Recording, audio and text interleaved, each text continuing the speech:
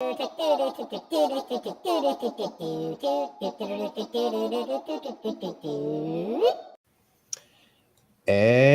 we are live. Welcome, everybody, to Live at the Hive, episode 221. Live at the Hive, digital marketing from the trenches. I am Dan Nadelko. I'm Stacey DeSantis. I'm Sajita Gadekar. That way. For all those listening on the podcast, I was just pointing at my teammates that were introducing themselves. So welcome, and today we are going to be talking about the top social media hacks to drastically boost audience engagement and views. There you go. We're done. We're done. It. Okay, let's go. Bye. Yes, so as the teeming masses flock in, the millions of people to the number one podcast in the world, we just beat out Joe Rogan. I would like to welcome all the millions that are joining us right now. And also, I would like to say, if you are watching us on YouTube, hit that like and subscribe. On Facebook, hit that follow. On Twitter, retweet us. On Twitch, drop a bit. Where else are we? On LinkedIn, just say hi. And one of the things that's important to say, if you are watching this on the podcast, you can always shoot us an email, drop a comment on any one of our socials. And if you're catching this recorded, which is what the vast majority of people do, these intros are getting longer. The more social, it used to be like hit like and subscribe, and now it takes 10 minutes to go through everything. Please feel free to comment in the chat or on the threads, and we will answer you whether we're live or whether we're not. I'm out of breath. Namaste. My voice mod, my stream deck isn't working, which just gives me so we have to make our own. Yeah, problems. We have problems here, folks. That's okay. What the heck was that? That's my nuke alert. Oh, very tiny. Emotional damage. Bring him back. I'm bringing back all of the sound effects today.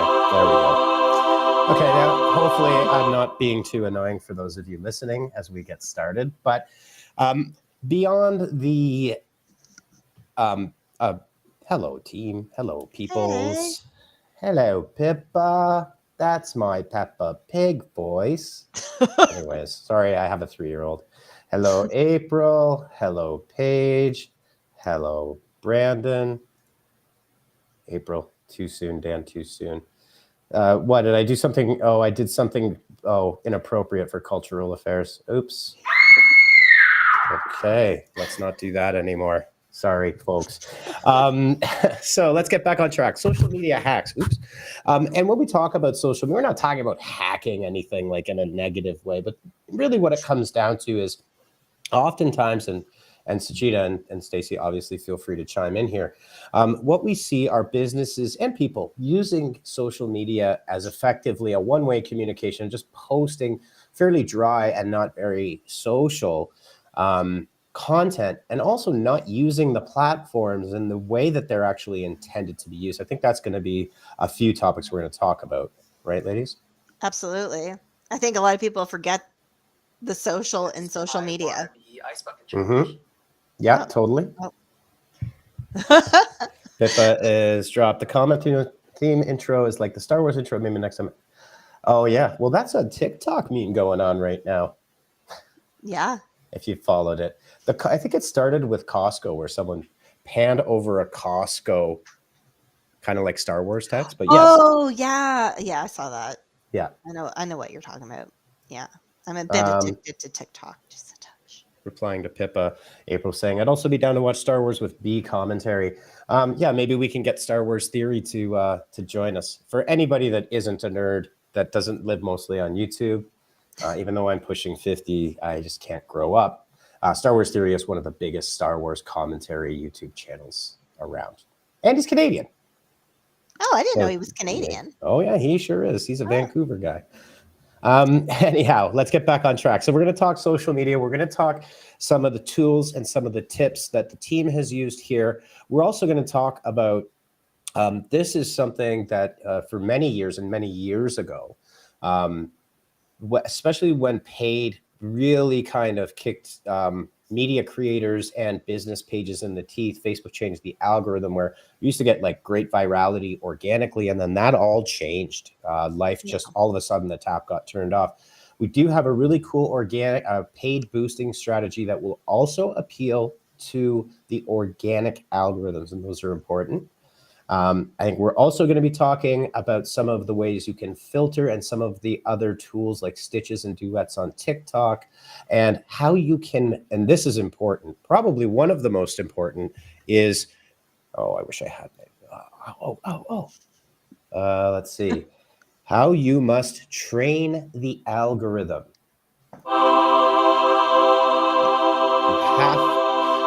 So when people say, hey, my feeds look like garbage on LinkedIn or whatever channel it might be, you train that algorithm. You also influence the algorithm with your own behavior. And so there are very simple tools you can use to train that algorithm. And I got a good TikTok one that I know works because I've tested it out as well. So why don't we get going? I think I did the intro, didn't I? Kind of, yeah. That's okay. Sorry for anybody listening. I just want to be clear that our presentations that we put together are for, they're meant to enhance. They're not meant to guide anything, right? So we will deviate from the script a bit. We'll jump around a little bit, but if you're listening on the podcast, don't be concerned. Don't worry, you're not missing anything substantial. And we've also got Courtney here. Hello, Courtney. Welcome. Mm-hmm. All right. Hi. So Stacy, well. Looks like I'm lording over people right now. Let me do that. There we go. This works. All right. So Stacy, why don't you kick us off and guide us into this? Oh, okay. So you want to talk about like the kind of like a overarching? Yeah, just the points that are up there. I could do that. So there's a lot of ways that you can quote unquote hack or actually optimize your content so that way you get more eyeballs on it and also get the engagement that you're looking for. So we're going to talk about how to repost properly, how to do it on TikTok as well, how to use filters and sounds, all those cool effects that you see when you're posting on either Instagram Reels or on TikToks, how to incorporate trending sounds, and also using green screens and so much more. So ready to get rocking and rolling? Yeah, and we've got, like I said, we've got a few bonus items here. And Cheetah is here with us today also to talk about, I think this is important too, you hear a lot of people talking about paid on social and then like a silo and it's organic. They work together more than people, I think, more than people realize, to be honest. Yeah, they're definitely peanut butter and jam. Absolutely. Right? Yep. Yeah, for sure. Great. All right. So how to repost properly. I think this is Stacy's specialty, isn't it? So one of the things that we kind of say a lot at the Hive is work smarter, not harder. And it's always really great to take a piece of content that maybe performed really great on another platform and then reformat it or repost it so that way you can actually leverage that virality of that piece. But maybe it's not something that you've created on your own. Maybe it's something that someone else has created that you feel that you could leverage. So there's a couple different things that we're going to get into when it talks about reposting your content properly. One of them is making sure you have the right dimensions, making sure that the way that you formatted that content makes sense for that specific platform. Like, how do you take maybe an Instagram reel and maybe post it as, I don't know, a feed post or whatever it is. There's lots of different ways you can slice and dice it, but we're going to get into that a little bit today. And then also understanding how to go about reposting content where you're actually giving credit to the actual content creator. Because as we all know, as content creators, it's not a snap your fingers type of situation. There's a lot of thought that goes into it. So you always want to make sure that you're giving proper credit. Attribution and credit. Yeah. And our good friend Dan Duran is joining us saying, don't repost from TikTok onto other channels. Insta and YouTube algorithms ding you for that. Yes, that would be correct, especially if you're using the watermarked versions. Instagram definitely does not like that. That was actually a meme that was going on when Instagram Reels were released. The joke was everybody was reposting their TikToks, and TikTok actually got way more visibility than Instagram did on Instagram itself. One trick, and we have done this to great effect with our YouTube Shorts channel, less so with Insta. I would definitely agree. TikTok to Insta, they do have other ways of detecting that. There's a site called SnapTik, snaptik.com, and you can input a TikTok URL, and it will remove the watermarking, the branding from it, and download a copy, which you can then use on your YouTube Shorts channel. Now, here's just a couple of tips. Number one, always give credit, and there's a reason for this. If you find something, especially from a creator of the same size, it's a great way to provide feedback to another creator who may be of your size, and that could be a collab in the making. That's how you can open the door to collaboration. So let's say I'm really into Dan Duran's YouTube channel, for example, and he's got a bunch of shorts there. And if I want to try to get his attention in a good way, not a bad way, so Dan and his shorts, I spend I shouldn't say disproportionate, but I do spend a dedicated amount of time testing these little weird, silly things out to poke the algorithm. And I'll do these tests for usually a week at a time, just to see if they kind of work in a little petri dish. And then we try it on some of our clients' sites. And then when we see success, then we roll it into production. I think that's really the only way to kind of figure this out. But yeah, little trixies. So just to talk about this a little bit, use SnapTik. You could pull that, go to YouTube, find that creator, definitely tag them. If they're on TikTok, tag them directly as well. And then what you can do is add to this. So when we say reposting, we're going to talk a little bit about this, but the one example that's on this slide here, and if you're listening to the podcast, obviously you won't see it, but you can do, in a sense, like reactions. So you take a TikTok, create an Insta reel, add stickers to it, add some commentary to it, tag the other person, and now you've made the internet happy for what it really wants, right? The last thing you want to do, and there are channels like this, there are channels that they just repost other people's content and don't give them credit, and it's a sad thing to see. Yeah, and I think like you were saying, there are so many different ways that you can actually start that conversation with that other content creator, where before it was all about the regram, right? Using the regram app, and they would have a little credit at the bottom.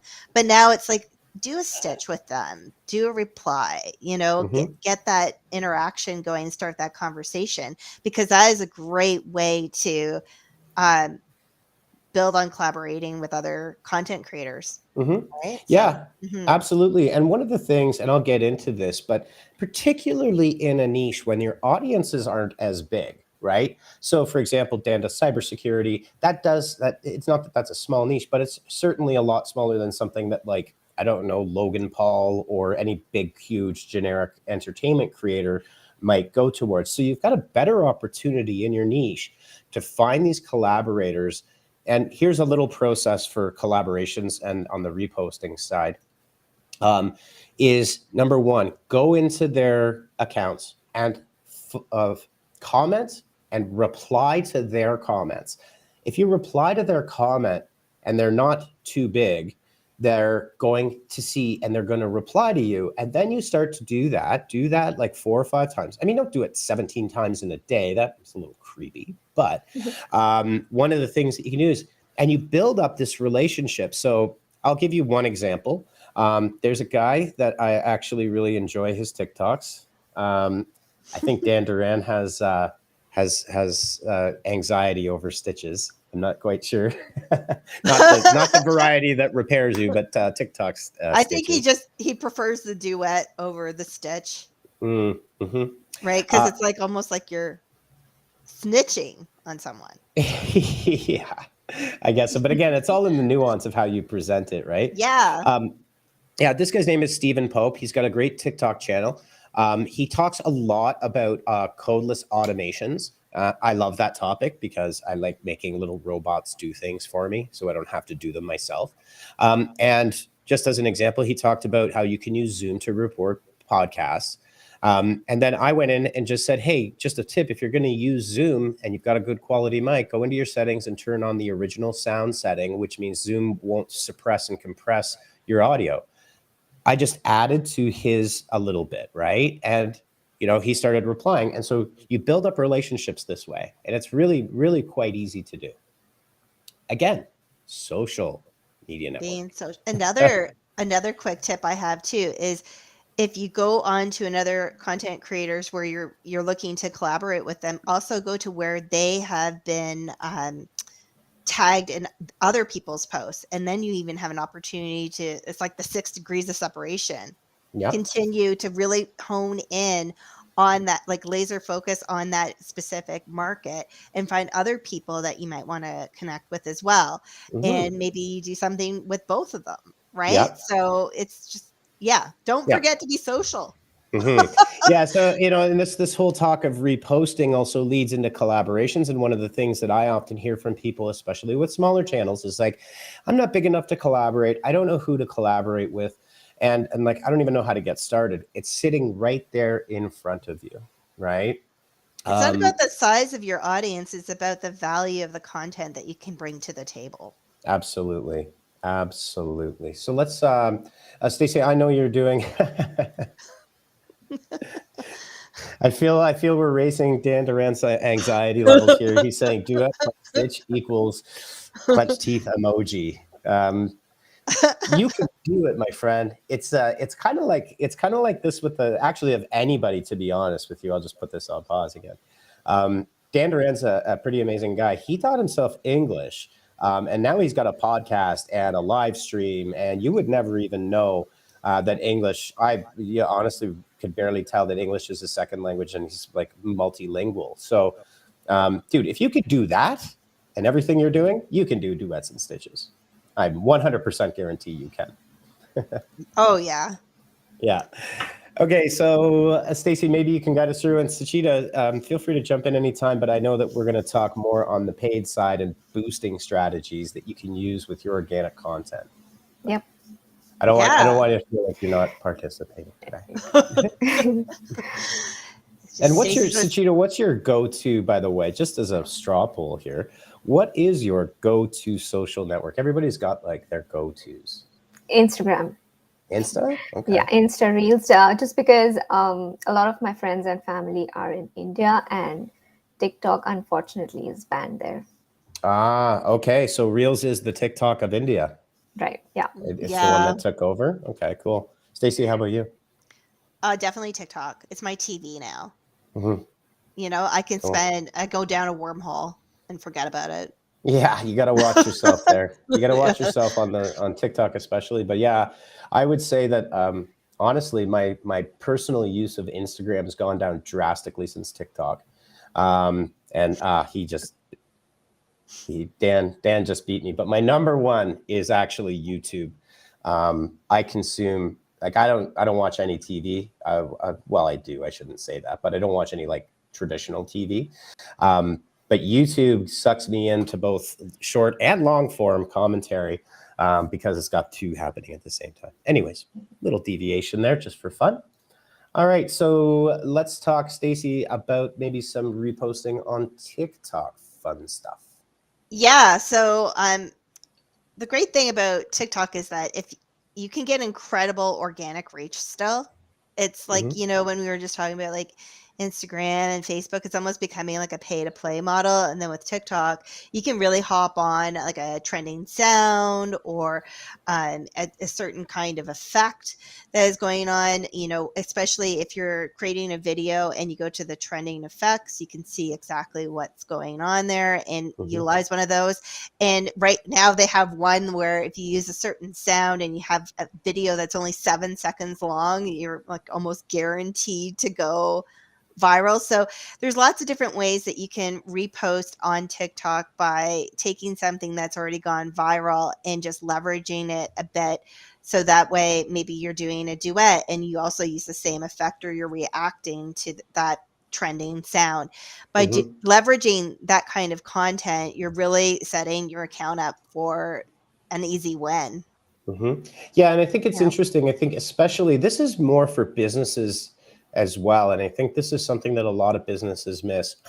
I would say and I talk to a lot of businesses during a week. Our sales calls aren't really sales calls. They're like solution consultations to learn about their business and like actually give them real help. I would say 9 out of 10 businesses are only using the most basic posting in each one of those feeds, and that's a real big mistake, right? Yeah, I think it's like there's right now, I think a lot of businesses are overcoming a fear factor of TikTok. They're starting to warm up to it a little bit, but they're still like, oh, like how would my brand even remotely resonate on there? And now TikTok is kind of like, we were talking about Reddit earlier. It's almost like you can find any type of niche on TikTok. Yes, that's Reddit imaginable, is, yeah. Oh, it's true. And I mean, look, at the end of the day, what this all has come down to is where Reddit set the bar years ago for this, which is there is no one TikTok. There are hundreds of TikToks, and there are hundreds of YouTubes. There are thousands. Just as a side note, Reddit is one of the most incredible websites and apps in the world. Like literally anything in the world that you're interested in. If you're into worm farming, you will find a passionate and engaged worm farming community on Reddit that will tell you everything you ever needed to know about worm farming. And they do it for free. It's really, really cool. And so I think, get used to these features that exist on each platform and understand that the base newsfeed, well, TikTok's a little different because TikTok's all brand new, right? But Instagram, for example, that main feed is really, I wouldn't say it's like useless, but it's far less important than it was before Reels and Shorts and some of the other things that they've got in there. Okay. Yeah, but like a lot of businesses, like you were saying, like look at Duolingo, or even look at like the Home Depot theme song. If you're like a DIYer and you want to start collaborating with Home Depot, use their sound. Like it's that simple. That's a segue. Yeah. There you go. Dun-dun-dun. Dun-dun-dun. Go ahead. Oh, okay. I was like, I didn't want to cut you off there. I didn't mean to cut you off at all. No, it's fine. So it's really important to understand how you can leverage trending sounds. So a lot of people may think, oh, well, I actually have to, like, you have to use the sound in your video, but you do have the power to actually control the volume on your videos. So let's say you have a tutorial, or you have maybe like I like TikTok for cooking recipes because I'm an old lady and that's what I like to do. Anyway, and so a lot of people will have like the recipes that they're showing, and then they'll have the sound underneath, but they have reduced the volume. So if someone is searching on their TikTok or trying to discover new TikToks that use that sound, you're going to show up in that Explore tab just by using the sound. How simple is that? It's kind of cool. Yeah, and another tip, and this again, this is for really geared to businesses, but for anybody, if you're a creator, is create a series of themes that you use, and then find the best way to post that. Like I said, what we see so many people doing is just, well, here's my content schedule. I've got my 30 posts for the month, and they're all going into the newsfeed. And maybe you're doing the right things, right? You're not doing the wrong things. You maybe got good content and you got nice visuals, but you've got to say, hey, you know what? I'm going to do, just as an example, Dan Duran does quick tips on his YouTube Shorts channel that I've seen, and then longer form videos on his main channel. So you find the appropriate channel and take advantage of it to see the algorithm the way that you want to do it. Do not just go straight into the main newsfeed side of things. Okay. Boom. Okay, and so we already talked about that, but trending, anything really, and feel free to jump in, ladies, anytime you want. And Suchita, please give us your any Insta insights you may have. But anything that's trending, but trending filters tends to be the case. And if you don't care that you're being facially recognized and, you know, your face Are you is going being deep taken. state on us here? Hey, it's true. Yeah. No, but the filters, especially new and trending filters. And typically with the filters come trends. Actually, the one that you posted today, Stacey, the science one, flowing through space, that's been trending on TikTok for I think about a week. Oh yeah, I love that. And even this one here where they're running like they're Marie Antoinette, that was funny too. And it was like I think they're like poker face or something. Lady Gaga. I don't know. But yeah, like you can have a lot of fun with it too. I've seen a lot of duets where people will do respond in the same filter as the other person, so it's almost like a little segue. As a business, you could really have a lot of fun with this. Like trying to like look Ryanair. They do a great job of that. They use the overlay to make it look like their planes are talking, you know, as they're coming in or if they're on the runway. Like there's really no limit to your creativity. It's just understanding those content pillars and making sure the content you are building aligns with those pillars, so that way you're really sticking with your niche audience. Absolutely. So Dan is saying TikTok is 10 minutes long now, great for tutorials. Yes, that is correct.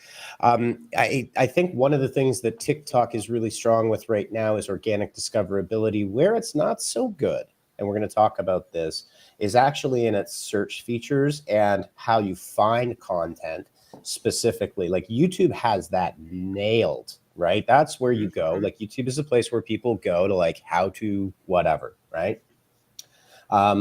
But having said that, you know, where TikTok is strong, and this is another thing, I think it's super important for your social strategy and for all of these hacks.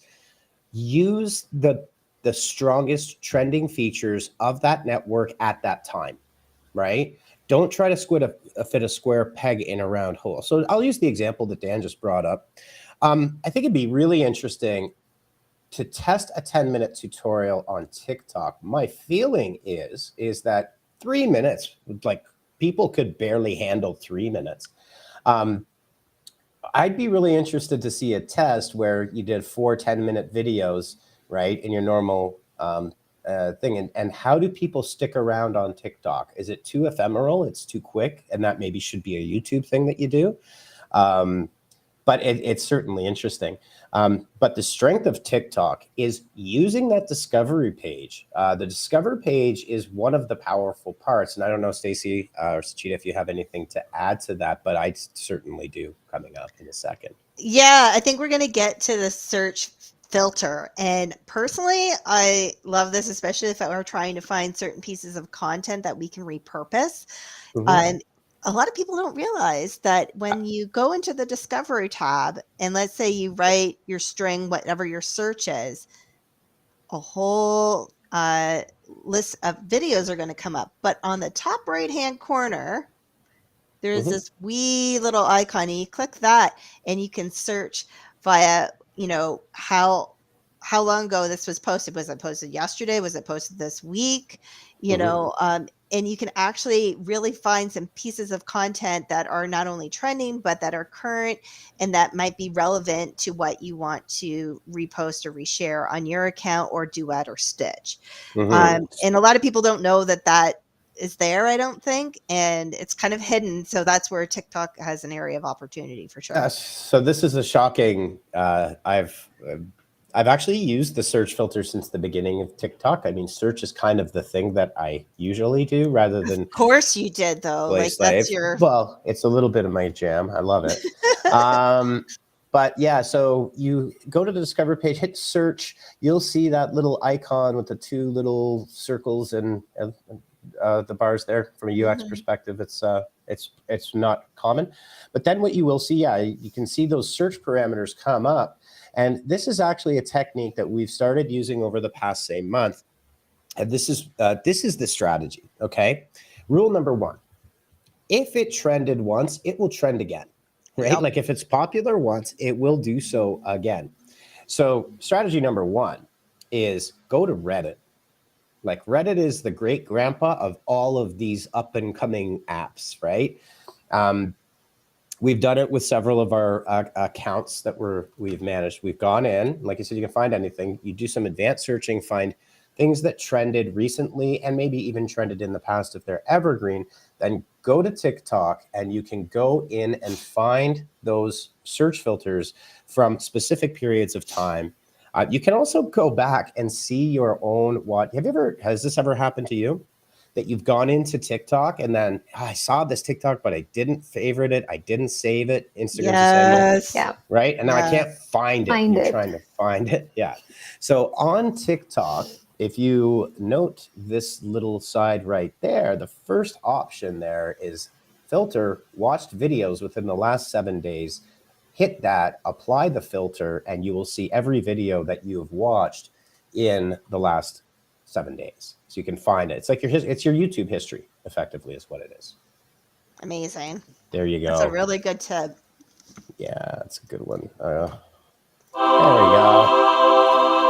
I'm like useless without my Stream Deck active. I think it's the Stream Deck is saying voice mod needs to be active, but voice mod it does this every once in a while. It's a bug. It's a bug. It's a bug, not a feature. It's Friday, so it's like peace out. Yeah. Yvonne's mind is blown. I don't know if he's being sarcastic or not, but I have told people about this and they are like, you got to be kidding me, really? And it's like, yeah, it's right there. It's just like, it's like 3 taps away. So anyhow, moving right along, because I know we're going to run out of time because we always do. The next one is reposting using green screen. This is reaction. Okay. Yeah. And reactions are, it sounds so weird to say. It's like YouTube was built on reaction videos, but it's kind of true. Reaction videos have been a staple of many a social platform for a very long time.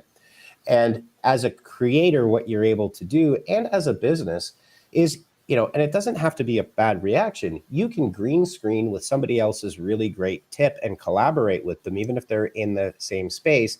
You then are taking existing content and doing really honestly minimal input to build your audience in conjunction with somebody else. Yeah, it's another great way to give them credit too. Absolutely. So the green screen feature really is a TikTok thing. I'm not sure, honestly, if the Shorts app has that feature or not. If anybody knows, I mean, I could just look, but we'll just keep moving on. Okay, so let's go here. So let's talk a little bit about reposting with IG Reels. Anyone? Yeah, I mean, it's pretty similar to TikTok. You don't have to worry about that pesky overlay. But, you could still use a video or a site where you could download the Instagram video. It's very important to tag them in said repost using that tagging feature. But in part and parcel, the setup of it is pretty similar to how you would repost on TikTok. The nice thing about Instagram Reels is that you can add more copy, if you will, or more of a caption. So a little bit more color to what someone is actually watching. And you can decide whether or not you want to actually make that show up on your feed as well, which is interesting. I would recommend adding it to your feed, but just make sure you crop your cover image so that way it looks nice and not like a person's thumb. I've seen that before where you're like, what? But yeah, I one thing I do like about Instagram Reels is that you get incredible reach over, let's say, a feed post on Instagram. IGTV is pretty much dead, I would say. No, it's dead. Yeah, it's officially dead. It's like, going away. Yeah. So yeah, and I actually like using this feature when it comes to like taking content that's been reposted on YouTube and cutting it in such a way that you can put it on Instagram Reels. What about you, Sajida? I'm kind of going on here. Yeah, I think it's more about like adding your own customization while reposting content. right? Yeah, absolutely. No, those are great points. This is a great question, Dan. Does more copy help IG findability? Yes, yes, and yes, and yes. On every network, it does. One of the things that I would suggest, and you've probably seen this, is really kind of a LinkedIn thing, but I think a LinkedIn post, I don't want to say it's 5,000 words. It's pretty long though. I think it's about that, yeah. And you will see people, 5,000 characters. You will see people writing really long Instagram or LinkedIn posts. I would always suggest taking advantage of that content space, because fundamentally algorithms are going to be there. How else algorithmically, like what are the signals in an algorithm that something can pick up on, right? It's going to be watch time, retention, engagement, right? And then in terms of searchability, they can't really search video in a sense, right? But it's the copy around it. So all of that's really super important. So, I mean, I know you see some big creators that will like YouTubers, for example, that will have like, I finally did it. Okay, but they've got 25 million subscribers and they get millions of views. It's a little different. And I'll actually talk about YouTube in a second, because this one's fun. But yes, more copy does help IG findability. One more pro tip on IG. This is something I think I had mentioned before, but I have a friend who is in contact with a real live human being at Instagram, which is highly unusual. And their marketing team actually is admitted from internal conversations that yes, the way to get into organic findability right now on Instagram is to connect Instagram shopping using the shopping bag and promoting items for sale. And the reason is that they're moving more towards an e-commerce play as opposed to necessarily trying to go head to head with TikTok, because I don't think they're winning that battle right now. Yeah, no. So create a store, get a Printify or Printful account, slap your logo on a bunch of stuff, make some cool things, attach it to your Instagram account, test that out, give it a shot. Our old friend, Yash. Yash, who now is far more educated than I am with an MBA, PMP, PSM, PSPO. Congratulations. Welcome back. Yash used to be a B back in the day when he was a student. And now he was a teacher, and great to see that kind of stuff. Love to Absolutely. Rock on. Okay, the next one, and then we're gonna have to wrap this up. I knew this was gonna happen, but posting to YouTube Shorts. Now, the one question, now obviously we've talked a lot about this, but with YouTube Shorts, and I want to really reinforce this heavily. YouTube is 4 algorithms, separate, codified, definitely completely separate algorithms, and a lot of people don't get this. Number 1 algorithm on YouTube is search, right? So the search bar at the top, that's one type of algorithm that you can find your way into. Related.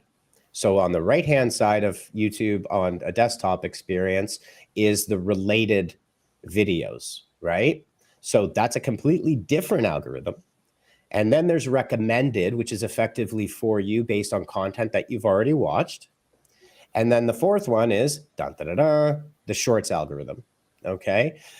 There's a really great YouTuber, Dan Duran, if you're interested in this, which I think you are.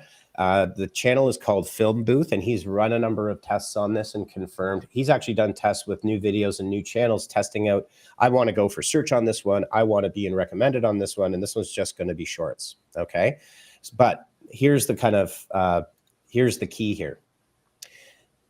If you've got a YouTube channel, don't create a separate Shorts channel and have another channel. You see some people doing this, and that's fine if you're a very large creator, right?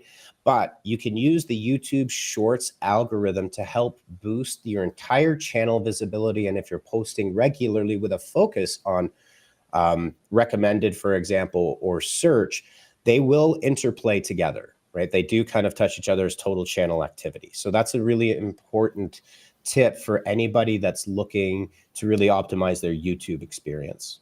And I mean, cut your long form down into snackable clips and off you go. Yeah, and don't forget to add tags. Please. Please. Dan's People- saying it by phone. Phone booth. Yes, he's great. He's really cool. Yes, and Shorts is, Dan's saying, here's another one. Shorts is really good for adding new subscribers, and you can get that Yes. visibility that you don't get out of everything else. All right. I feel like we've talked over, or not talked over Suchita, but Suchita, let's talk boosting strategy for a couple of minutes. And I'm over to leaning you. in. I'm leaning in. Mute. I'm just going to mute Stacy here. Well, there you go. Yeah. No, I need Stacy when I am going to, when I start with my boosting strategy. I always reach out to Stacy. I ask her to share the content calendar with me, and I take a couple of minutes to go through the entire calendar, because I think it's very important to choose and pick your content that you're going to boost, and not just boosting everything and anything. So that's right. Yeah. And sorry, I actually did mute Stacy there for real as a joke. You should have just been talking, Stacy. Just talk and say a bunch of stuff. I think she is. Okay, anyways. Fun and games. I still have to do an automation tonight because it's Friday. Gross. Well, no, I'm happy to do it. No, you like doing automations though. I'm happy to do it. I'm just joking. Okay. Yes. So the question is, so when you say that, you say three things and then say, I was just joking. And then you will confuse people as to which one of those three things was he joking about and which one was he serious about. And then just don't answer anybody if they ask. So what were you talking about? Okay, so let's get back on track here. So a boosting strategy, and that's an excellent point, Suchita. A couple of things I'd like to add to that is you'll see that boost button, right? Under no circumstances in the app, Facebook and Google do this a lot. And we've made your boosting experience even easier. Click this button and we'll boost it with all the parameters we think you should have in mind. Don't ever do that. I would liken that to asking a car salesman if you think you should buy the car, and why don't you just determine the price and I'll just pay it. Right? Don't ever use those automated tools. Honest to God, it's not a good thing to do. Well, not only that, it's the platform too. Like there's so many when you're boosting on Facebook and Instagram. If it's a feed post, do I necessarily want that as a story being boosted? Mm-hmm. No. Yeah. No. Yeah, please totally. don't do that. Totally. And here are a couple of things that Suchita said that are really excellent points. Number one, go through your content and understand who am I trying to talk to here, right? Am I trying to talk to new moms? Am I trying to talk to grandmothers? Am I trying to talk to a millennial who has just started investing using a Wealth Simple account, for example, like a self-directed account? Really understand who you created that content for, and then create audiences and groups that you boost that content to. And if you really know your audience, create content specifically for those people, right? So in Dan Duran's case, maybe he's looking for medium-sized businesses with IT teams between 10 and 14 that are overworked and stressed, and create a series of shorts or TikToks or whatever the format is. And you can then boost to that audience with the idea that they will share that content. Oh, my old friend Greg. How are you doing, Greg? Good to see you. Thanks so much. LinkedIn is fire today. It is fire. LinkedIn is fire, man. Actually, that was always the one I always thought, because I know people on Friday afternoon, especially if they're in an office, will crack open LinkedIn on Friday afternoon right at the end of the day. Greg is saying, I boost the post with the highest engagement and or conversions. Absolutely. I think that's a good way to start. The second part of this that I would say is, if you know who that audience is, right? So who is reacting to that post, create that audience, boost to that audience, expand the audience. But here's the trick. If you can create content that is highly shareable, the share of all of the metrics, we'll use Facebook as the example, but it does not matter which social network you're talking about. The share is the number one jewel, except for YouTube, which is watch time. It's actually engagement, to be honest with you. On YouTube, it's not just watch time, it's engagement. So how long people stick around and watch through and then continue to watch your other videos. That is how YouTube, that's like the number one thing. But on a Facebook and on a TikTok, it is the share. For obvious reasons. If you can get a post with shares, you can spend a $20 to $40 to $60 to $80 boost in progressive $20 tranches. What happens is you start getting enough shares, the organic algorithm will kick in during that time, and the paid algorithm will take a backseat, and it's like surfing. You catch a wave, and that thing goes like gangbusters, right? I would also say on Instagram, it's the save. Because like it, you might wonder, oh, like what's the real purpose of like other than saving content for myself if I'm going through the feed? But if you see a lot of people saving that content, it's valuable. Yep. No, that's an excellent point. And yeah, Instagram doesn't really have the share, right? So there you go. Which is, who knows what would happen. I don't even know what Instagram is anymore, to be honest, but it's a lot of things at the moment. Yeah, right. Anyhow, all right, everybody. It is 5:10 p.m. on a beautiful, sunny, 32 degrees Celsius March day here in Ontario. No, I'm lying. It's terrible.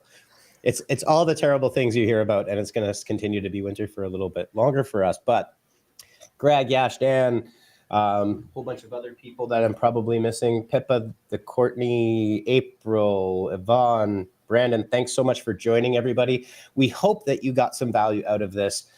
We will be clipping these into shorter segments, so you can pull out the gems from that. But the one final thought I would have on this is continue to test social networks. They change all the time. And there are certain people that actually watch these algorithms. And if you find them on those networks, like Film Booth on YouTube is a great example.